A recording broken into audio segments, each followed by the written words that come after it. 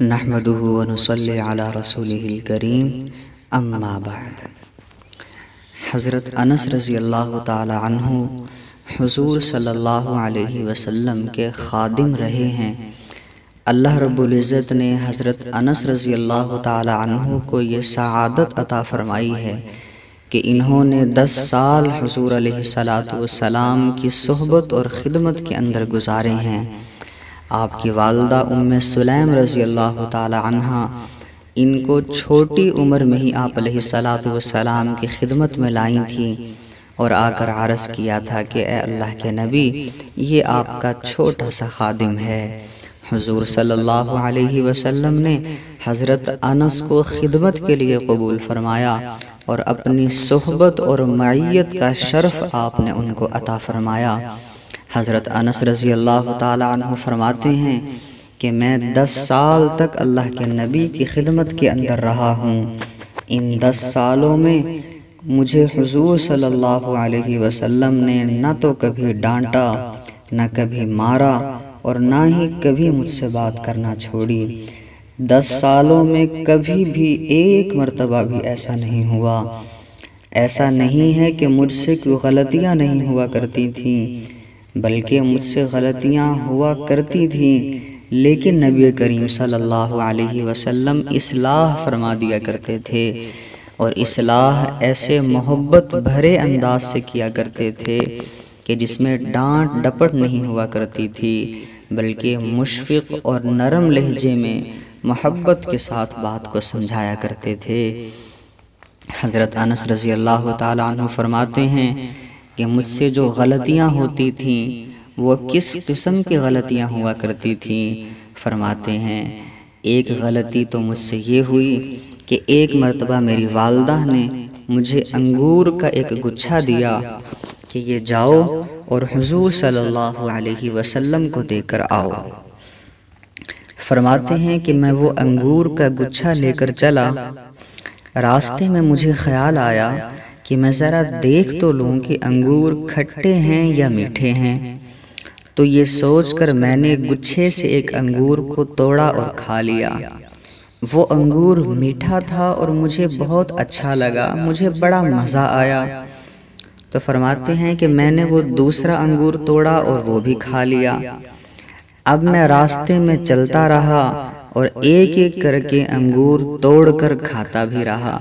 اب انگور چونکہ میٹھے تھے، مجھے اچھے لگ رہے تھے، تو میں انگوروں کو توڑتا رہا اور کھاتا رہا، حتیٰ کہ جب میں نبی کریم صلی اللہ علیہ وسلم کے گھر پہنچا تو گھر پہنچنے سے پہلے ہی سارے انگور ختم ہو گئے اور میں سارے انگور کھا گیا۔ اب جب میں آپ صلی اللہ علیہ وسلم کے پاس پہنچا تو میں وہاں جا کر خاموش ہو گیا اور میں نے کسی کو یہ بات نہیں بتائی کہ میری والدہ نے تو مجھے انگور دیے تھے آپ علیہ السلام کو دینے کے لیے، اور میں تو سارے راستے میں ہی کھا گیا۔ فرماتے ہیں کہ مجھ سے یہ غلطی تو ہو گئی، اب میں بالکل خاموش ہو گیا اور اس بات کو ظاہر نہیں ہونے دیا۔ لیکن کچھ دن گزرنے کے بعد میری والدہ ام سلیم رضی اللہ تعالی عنہ نبی علیہ السلام کی خدمت میں حاضر ہوئیں، اور بات چیت کے دوران انہوں نے حضور صلی اللہ علیہ وسلم سے پوچھ لیا کہ اے اللہ کے حبیب صلی اللہ علیہ وسلم، میں نے آپ کی خدمت میں انگوروں کا ایک گچھا بھجوایا تھا، آپ کو وہ انگور کیسے لگے ہیں؟ جب حضور صلی اللہ علیہ وسلم نے یہ بات سنی تو آپ نے فرمایا کہ ام سلیم، مجھے تو وہ انگور نہیں ملے۔ جب آپ علیہ السلام نے یہ بات فرمائی، آپ اسی وقت سارے معاملے کو سمجھ گئے کہ درمیان میں کیا ہوا ہوگا، کہ ام سلیم والدہ نے اپنے بیٹے انس کو انگور دیے تھے، مجھے بھیجے تھے، لیکن انس وہ راستے میں ہی کھا گئے اور مجھ تک نہ پہنچا سکے۔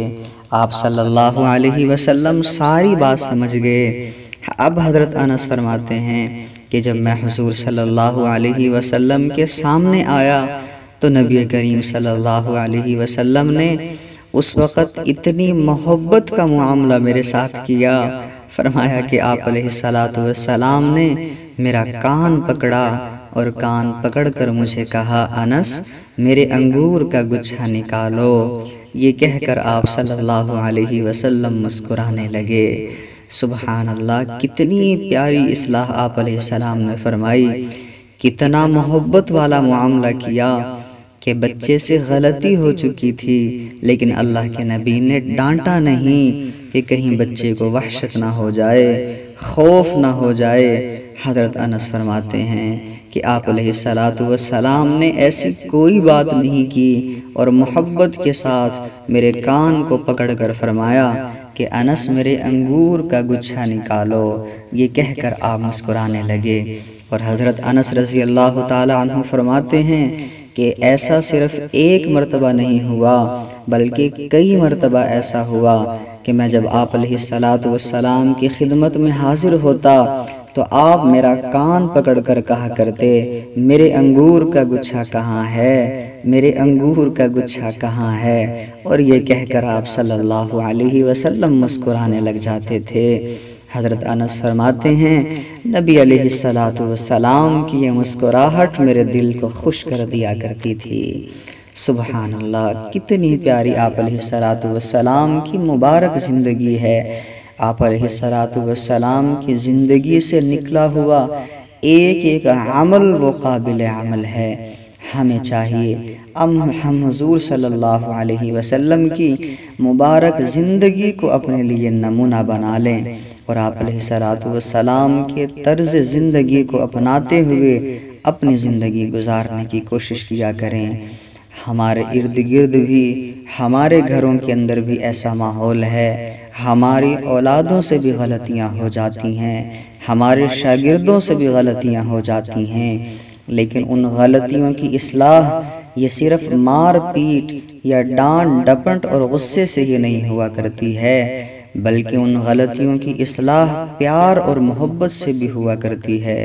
ہمیں چاہیے ہم آپ علیہ السلام کے مبارک طریقے کے مطابق محبت والا معاملہ کیا کریں، نرمی والا معاملہ کیا کریں، محبت کے ساتھ اصلاح کیا کریں۔ جب یہ محبت والا معاملہ کریں گے اللہ رب العزت ان کی اصلاح بھی فرما دیں گے اور اللہ رب العزت ہمارے نام اعمال میں اجر بھی لکھوا دیں گے۔ اللہ رب العزت سے دعا ہے اللہ رب العزت ہمیں بھی آپ علیہ السلام جیسے طریقوں کو اپنانے کی توفیق عطا فرمائے۔ وآخر دعوانا ان الحمد للہ رب العالمین۔